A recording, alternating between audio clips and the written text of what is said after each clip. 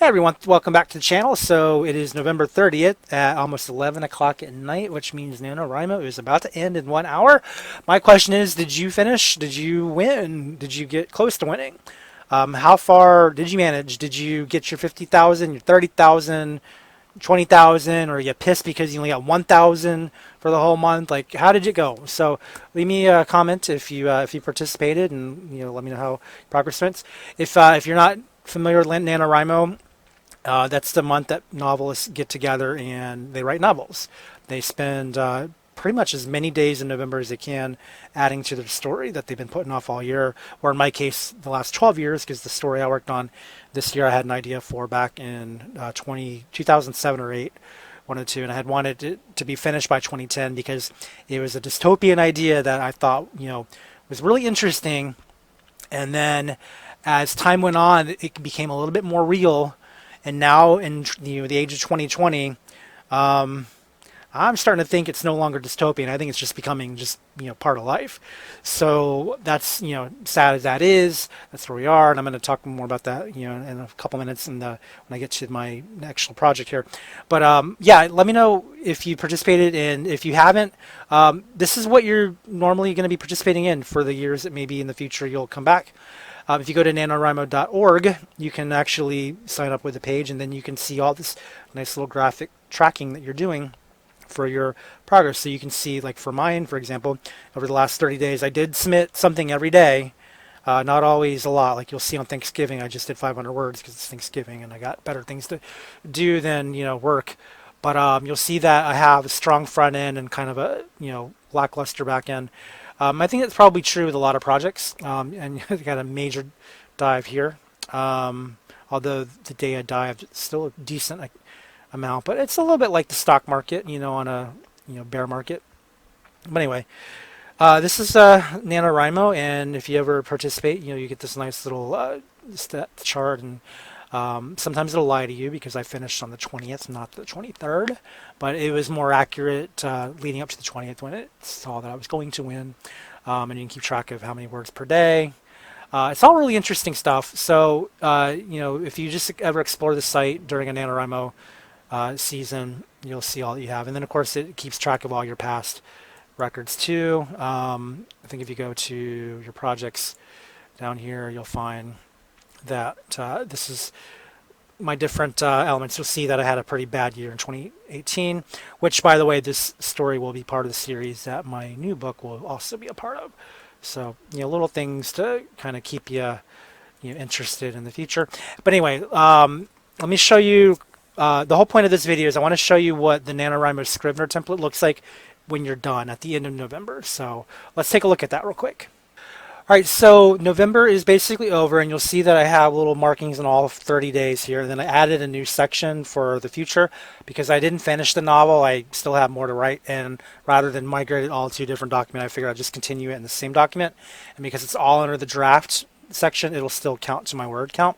But if you click on the project overview, you'll see that it's counted up to the full amount, 640 or 64823, which if you looked at my NaNoWriMo stats, it's the same. So the system did work. If you're ever wondering, all I did each day was whenever I finished my session for the day. So for example, like day one, you'll notice I hit the green bar down here. That means I hit my goal. And if I click on the green button, you can see that that was my goal for the day, and down here you'll see that I hit 4,200 words on a 1667 limit. But the way I worked it out is I did it by scene, not by chapter. I just find it's easier to follow by scene. And then over in the split view, I had my quick and dirty reminders open so that I can always go back quickly and scroll to my different notes. So when I got to the part where I'm actually working on my scenes, and I added a section for items. That was something that I left out in the previous video because it's not part of the normal template. But I do recommend if you download my template, put in a section for items just so you have something to work with. Although, granted, most of these I didn't. Oh, I spelled this wrong. This should be magneton. That's what it's actually called. And then the zip chat is something I actually didn't really use. So I noted it, but then I left it out of the story. So I need to go back and add that in somehow. But what I did here is I wrote down a synopsis of all my scenes that I wanted. And then at one point I was writing the synopses and the note cards, but I think that's going to be something more that I do when I transfer this whole thing into the official document for the novel. But each scene has a brief synopsis, and all I try to do is I try to write the scene to fit the synopsis.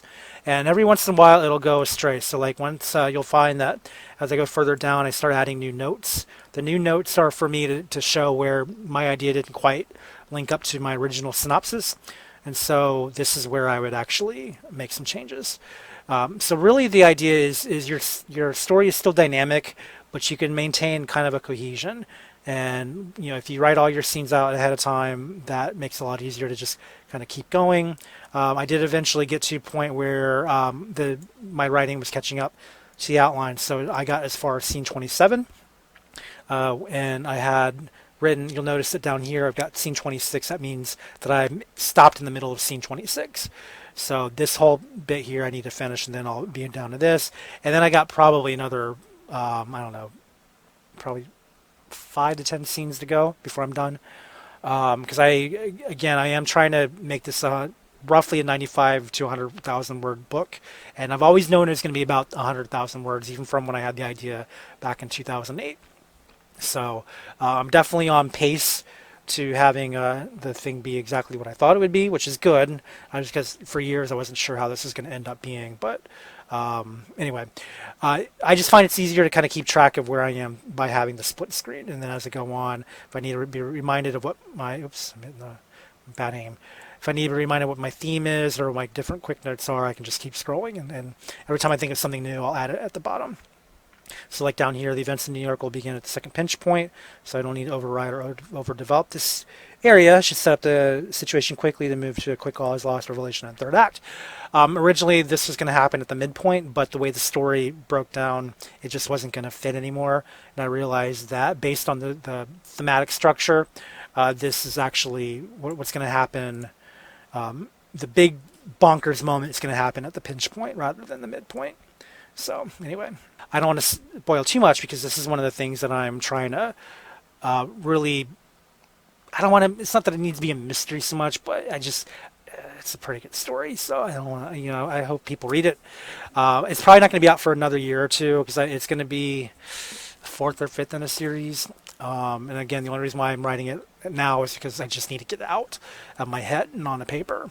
But anyway, this is one way you can kind of use NaNoWriMo to your advantage.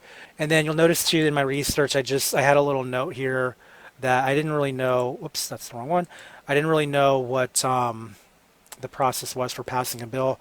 So for my quick research, I just gave myself a little link to remind myself. So sometimes you're going to add those things in as you go. But yeah, when you break down each day, you'll see that each one has its own little count here. And then now that we're at the end of NaNoWriMo, I just put a little note here. My original plan for this was like to put all your story points in here, but because I've got all my story points on this side, I don't really need to fill this in too much. So this is going to be more of a kind of a note to self. So that leaves us with the tracking elements. So if you look at how I filled in the tracking elements here, you'll find that it's really simple.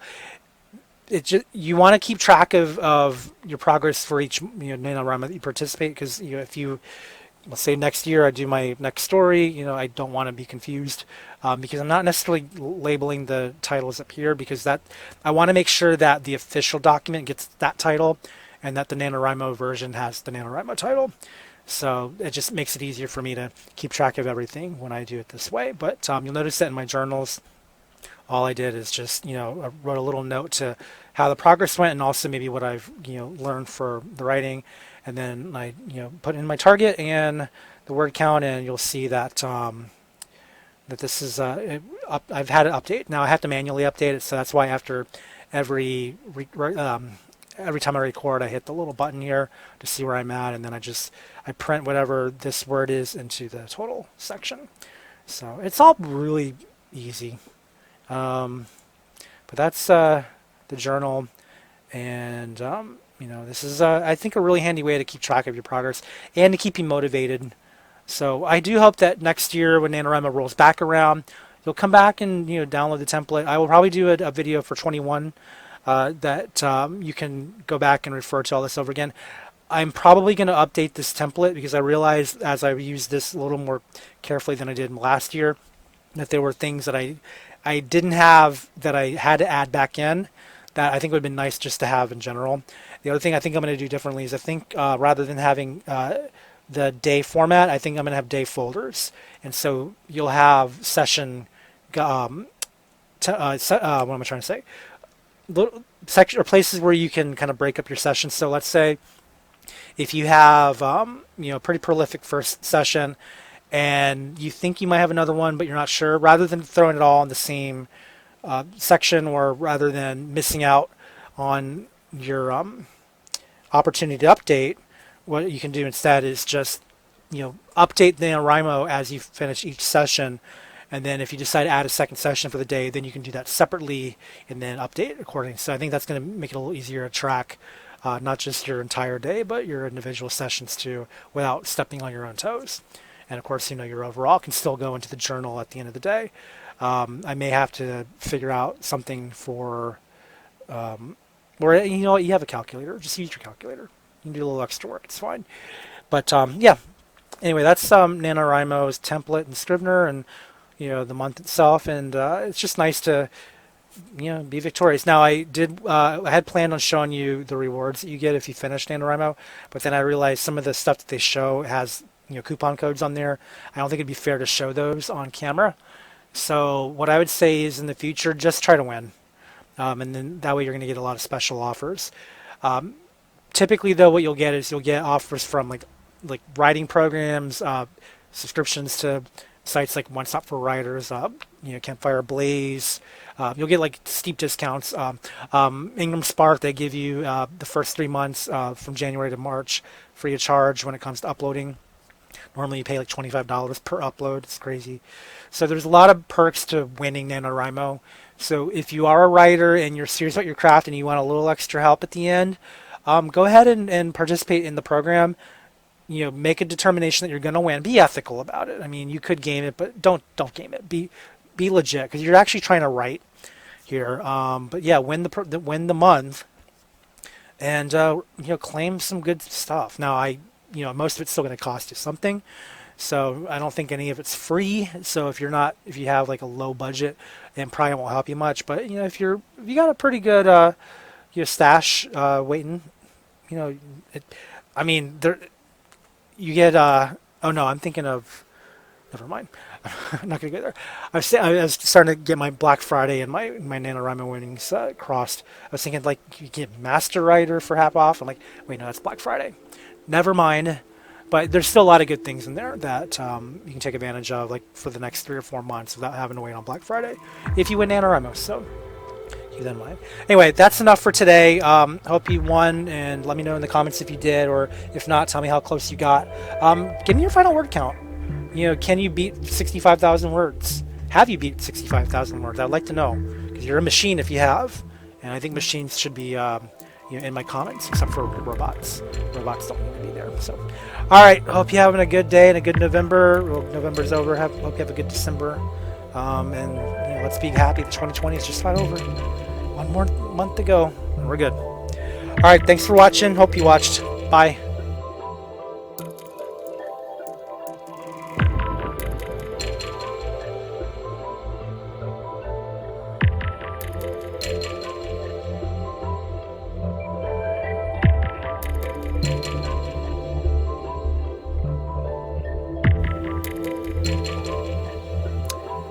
Yep. I have a website in the making. It's under construction now, so if you visit myname.com, you will see this. But not for long, because my official site will go live this month, probably. So, anyway, that's all. Thanks for watching. Bye.